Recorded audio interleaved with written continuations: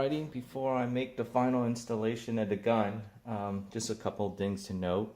You know that I put an O-ring at the end of the air nozzle for the gearbox, so you have to realize that means everything's going to be pushed forward, so about 1 millimeter or 2.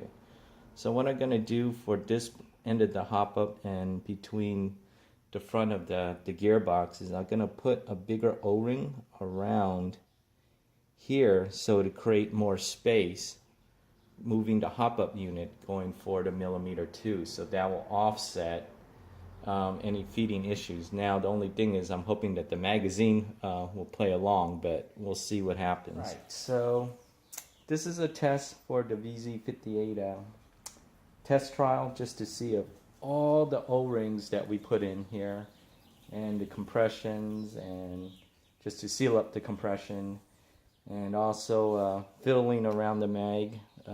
You have 4 screws on the mags that you actually could move the mag just a little bit, wobble it around a little bit. So after fiddling around with it, I finally got it to work with the Evike Japanese spec 25 gram BBs.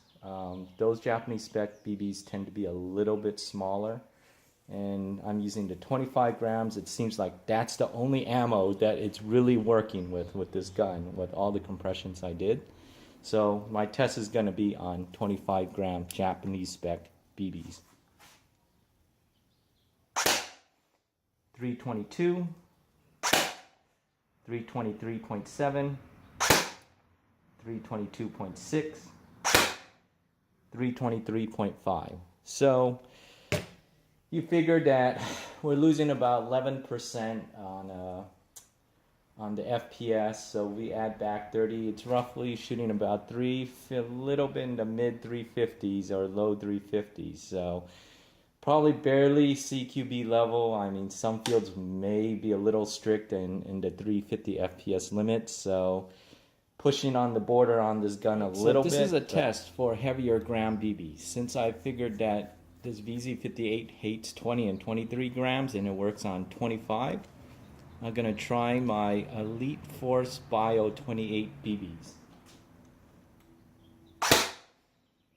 29.8.5, 298.5, 308.4, 304.6, 301.6. So obviously the VZ.58 loves heavier BBs, but of course that's based on my modifications.